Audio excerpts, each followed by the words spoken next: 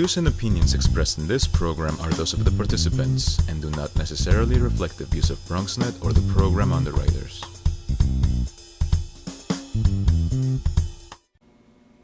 Hello everyone, welcome to another edition of Mission Bronx, a show dedicated to highlighting some of the wonderful work being done by the nonprofit organizations in the Bronx.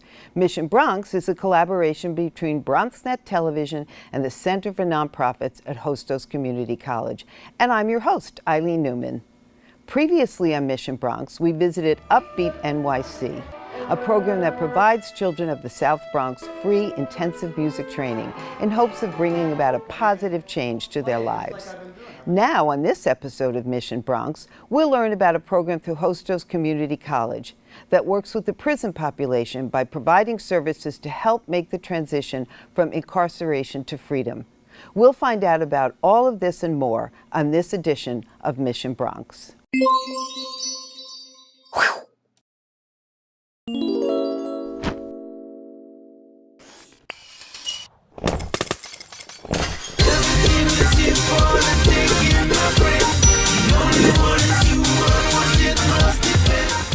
Welcome everyone, I'm your host Eileen Newman.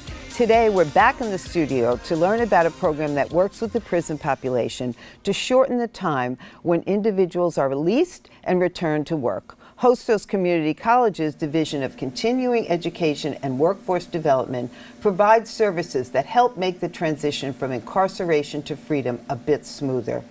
Here now to tell us more about the program and their involvement, please welcome Danielle Allen, Program Director at CUNY Fatherhood Academy at Hostos, and Peter Mertens, Dean for the Division of Continuing Education and Workforce Development at Hostos Community College.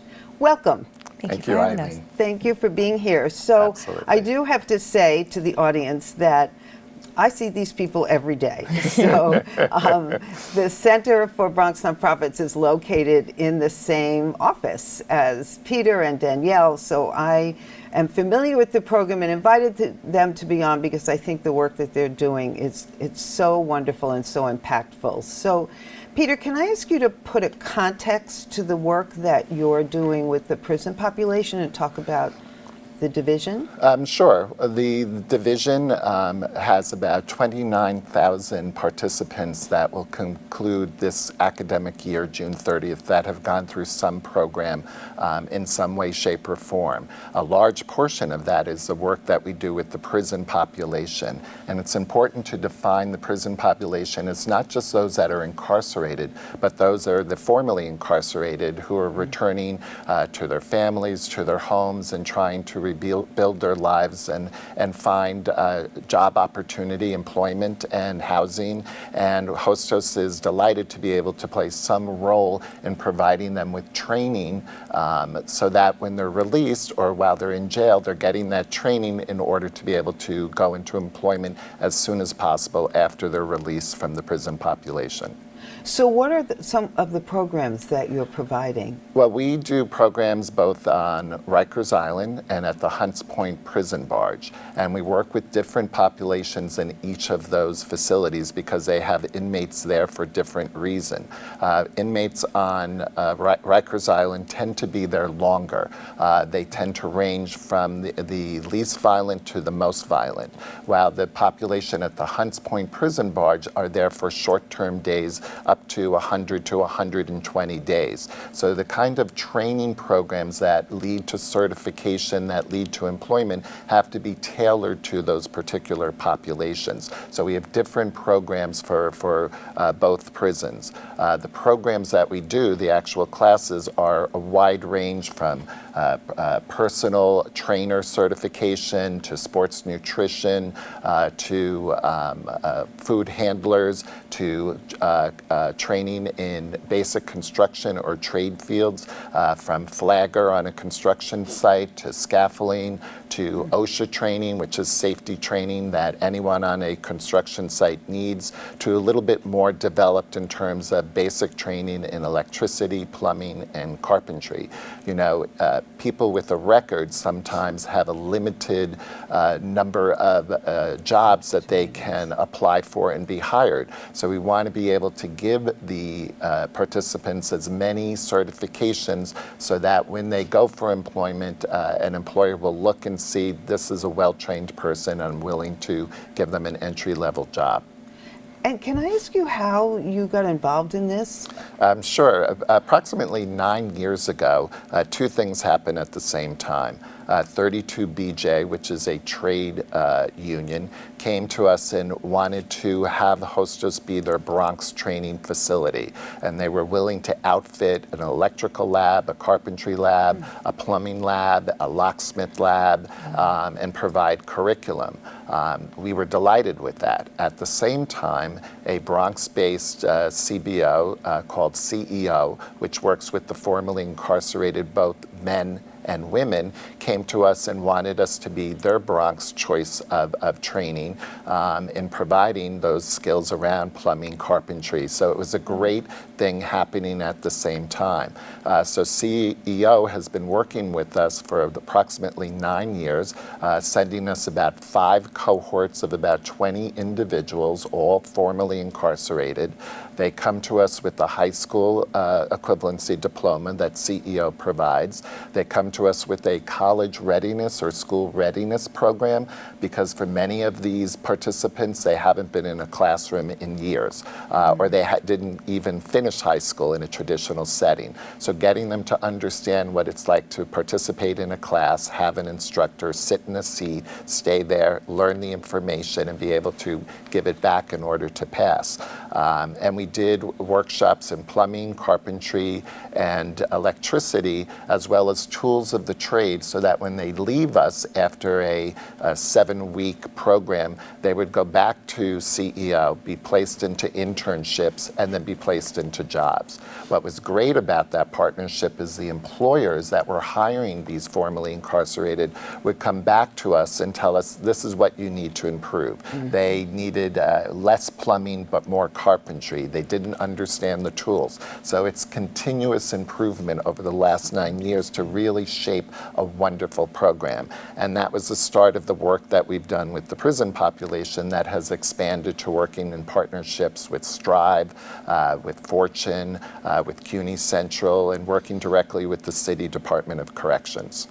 So how did you make that leap from providing all these services on campus to actually, I know that it's not the easiest thing in the world to be entering the environment like Rikers and setting up a program, so. Different CBOs that I mentioned came to us and we had a discussion about, the work that we're doing for the formerly incarcerated is great, but what if we were able to do that training earlier while they're in the prison population, and when they're released, cutting down the time from when they're released to the time that they're employed, that they don't have to spend 5 to 7 weeks going through training in order to be employed. They need to find a job immediately, they need to find housing immediately, and by giving them the training while they're incarcerated cuts down on that time, allowing them to get a job and employment as soon as possible. There's certainly some challenges to doing these kinds of programs, and it's just a matter of working with the system, figuring it out, and being creative. So we have to take a quick break, so don't go anywhere. There's more of Mission Bronx right after this. From the north to the south to the west to the east, we are expanding our services and upgrading technology at Lehman College. And now, Bronxites have an innovative media production facility in the East Bronx at Mercy College in the Hutch Metro Center. The windows on the East Bronx studio, a state-of-the-art control room, media labs for production and training, and other media-capable spaces, training, workforce development, leading-edge technology, and programs that help you share your ideas, your voice, on your channels, locally and globally. Build media and technology skills at BronxNet and build your dreams.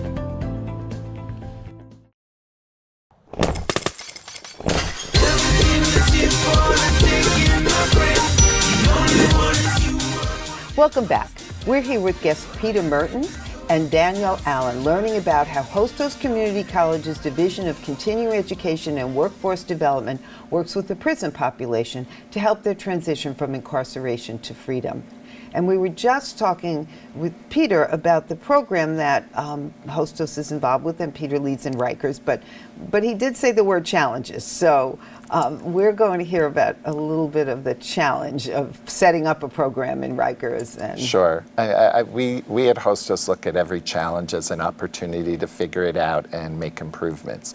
And there's challenges both to doing the program with the inmates and the bureaucracy of working on Rikers Island, and then there's the challenges of the instructors, their travel time to and from Rikers Island, the wait time to get through security, whether they're even on the list. If there's a lockdown, everything shuts down and you don't even teach. There's the challenges of setting up these kinds of training rooms on Rikers. When we did basic tools, we had to have a storage cabinet where instead of having your 6 wrenches and 7 screwdrivers or whatever the tool may be, we actually, for the guards, had to have outlines of each tool so they could visually look in the storage cabinet and see something was missing from that outline and then know that they had to do a quick search. There's the challenges of the instructors can't have cell phones, they can't have laptops. It's basically them, their handouts, and the inmates. And Danielle can talk a little bit more about the challenges. But the challenges we keep improving upon. We first started with the program with Strive that was inmates who were to be released in 120 days. So we knew they would be released and returning to Strive for the next step, and we know we could give them a pretty hardcore training. And then we're working now with the most violent population on Rikers Island, with the idea being keep them busy, keep them out of trouble, and hopefully the number of violent incidents among inmates would drop, and that would be defined success. But with all of that, there's many challenges that occur on a daily basis, and it's just part of the work we do with that population. Yeah. And Danielle, I want to hear about 2 things. I want to hear about how the Fatherhood program that you're directing relates to this, but I also know that you were an instructor. Yes. And I want to talk to you about that experience and what a few of the things that we talked about previously about what has to be considered, especially as a woman going into Rikers and teaching in that division. So let's talk about the Fatherhood program. Okay, so at Hostos Community College, I wear 2 hats. One, as the director of the CUNY Fatherhood Academy, where we work with young men between the ages of 18 and 30 who are citizens or fathers or expectant fathers that actually need to obtain their high school equivalency and are interested in going to college or getting vocational training, some hands-on skills such as carpentry, electrician, food handling, as well as security and everything that continuing ed actually offers to help with employment and being able to take care of your family. With this program, we're recruiting right now. I like to say that. We are recruiting. We are starting our 4th cohort of young men September 12th. So right now we are actively recruiting. If you're interested, you're welcome to give us a call. We have that's 718-664-2608 as well. So we want a young man. It takes a village, and we need these young men to come into our program. Besides the educational component, we provide parenting classes. So they have like a brotherhood, a barbershop session where they're able to speak candidly about the issues that they're facing as young men, as fathers or expectant fathers, with educational challenges as well as social issues. So that's CUNY Fatherhood Academy. And then on the other side of things, I'm also an instructor, a certified food handler instructor at Rikers Island through Could you just Hostos. explain food handler to people who may not have Absolutely. know that Right, so phrase? I usually start off the class by saying, as being a food handler, you have to be careful because what you put in your mouth can kill you, right? So what you eat is very important. So with the food handling class, you actually have an opportunity to learn all about food inspection, food safety from the front end, whether it's working in the kitchen, whether it's working in the back end and working with the different things in the back of the kitchen, as well as just being able to understand the different bacteria that affects food, the timing that puts people's health at risk, all the food safety violations. And what's so important about the certificate is that once you obtain it, it never expires, and then you're able to work pretty much anywhere food is served. So every eating establishment requires employees to have a food handler's certificate. So what it allows is for the formerly incarcerated to be placed into entry-level jobs in a restaurant, be it a dishwasher, be it a busboy, be it even a sous chef. Having that gives them that entry to an entry-level job.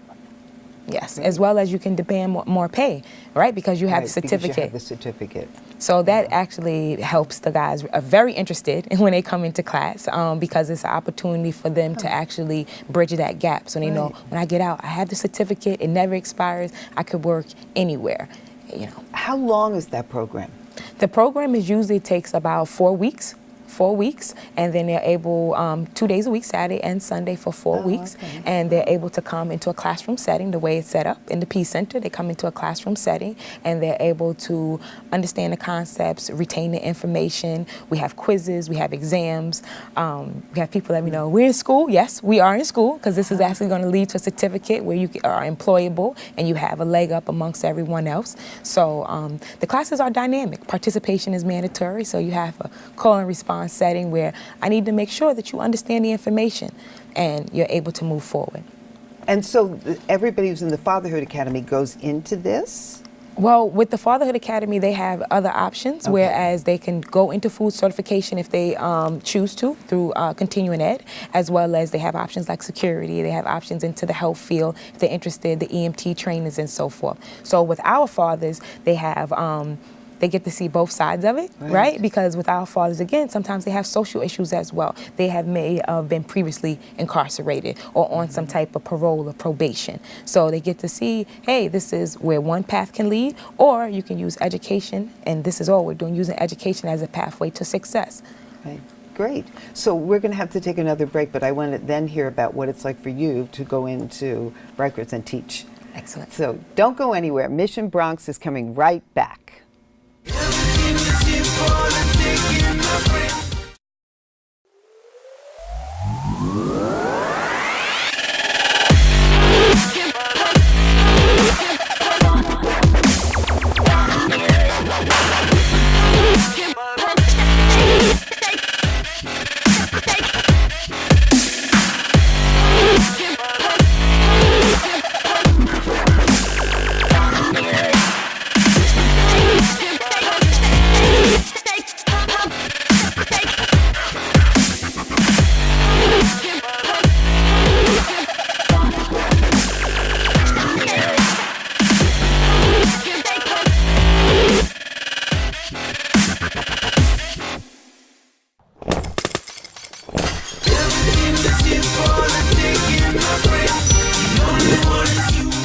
Welcome back to Mission Bronx. We're in the studio learning about CEWD, a program at Hostos Community College working with the recently incarcerated to help to shorten the time from when individuals are released and return to work.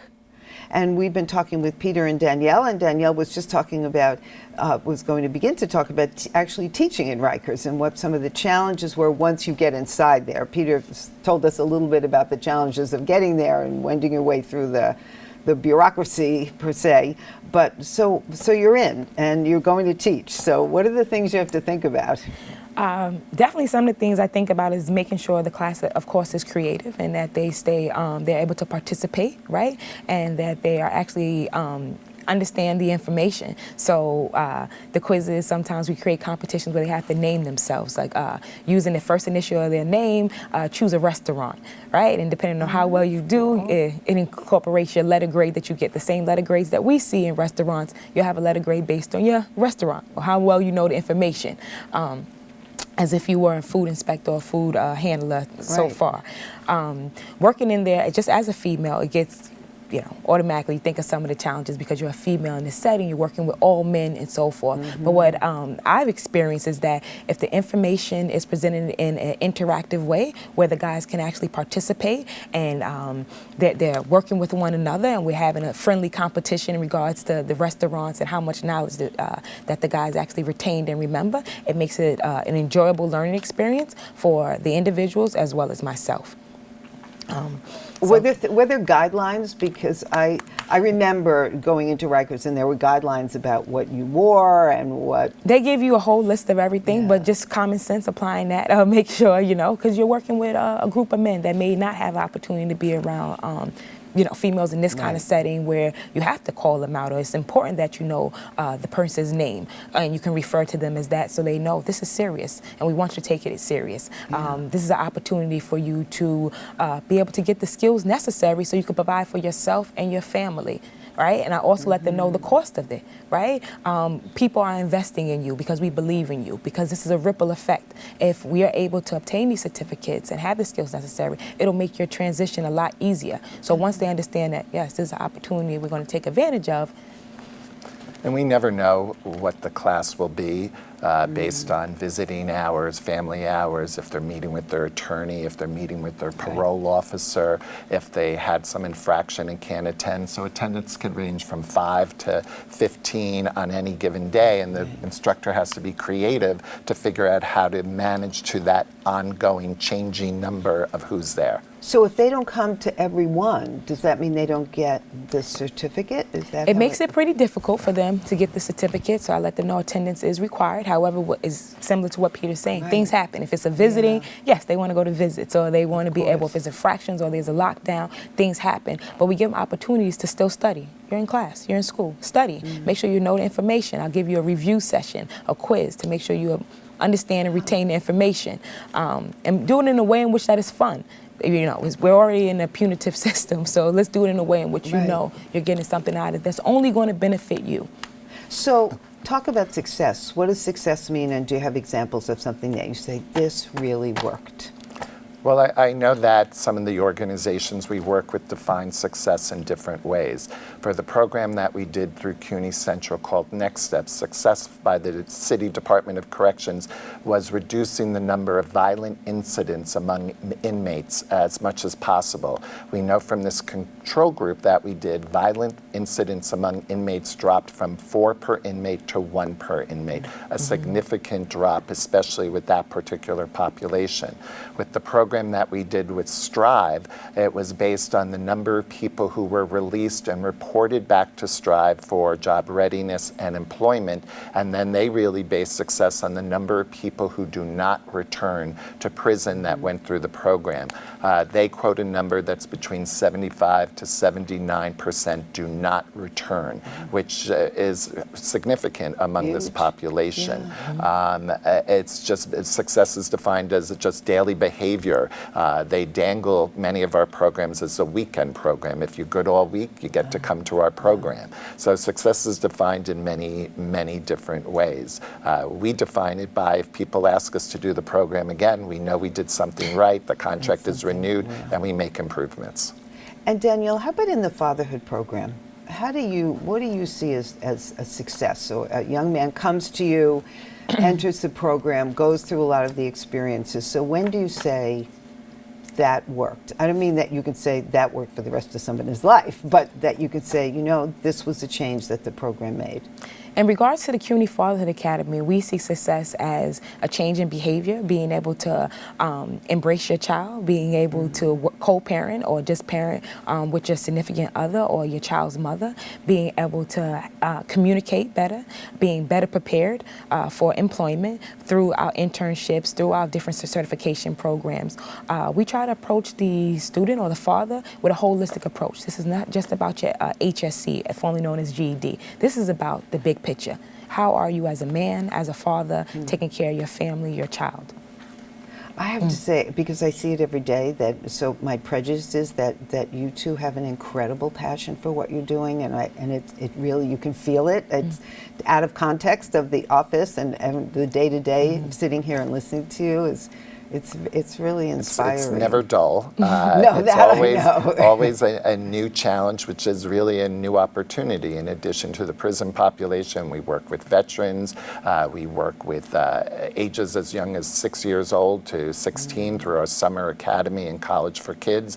We really are a college for the community, in the community, by the community. And we don't want to be known as the little college in the impoverished South Bronx. We want to be known as a higher education institution foundation of quality education and training, transforming lives.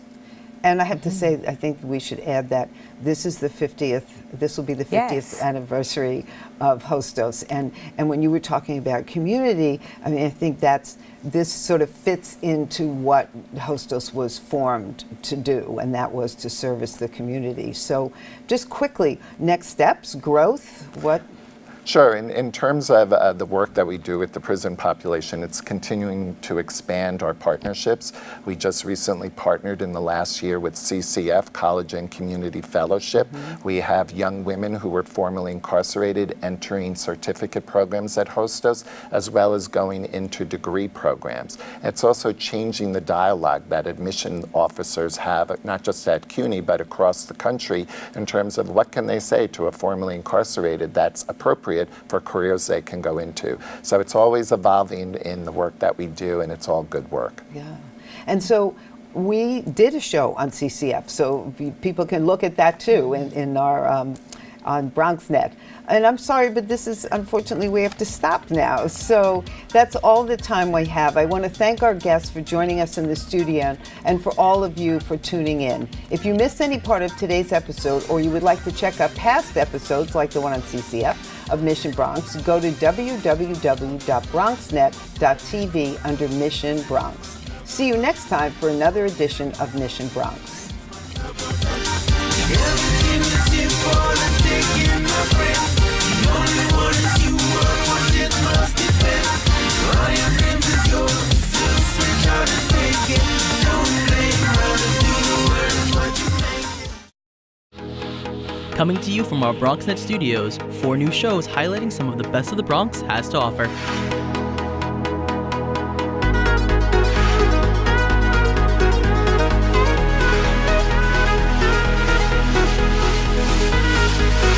We sit down with political leaders on In the District and discuss local legislation, events, and issues.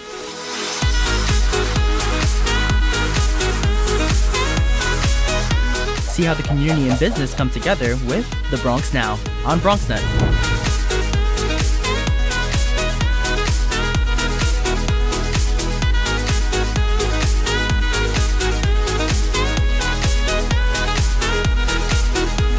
Nosotros features leaders from a Latino community. Meet those who are moving to make a difference in public service, business, arts, and culture.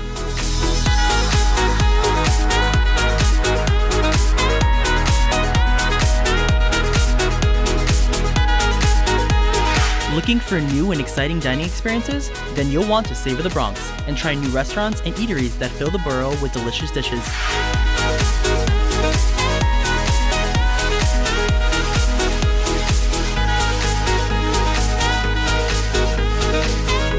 We have it all, so experience the Bronx in new and fresh ways on BronxNet.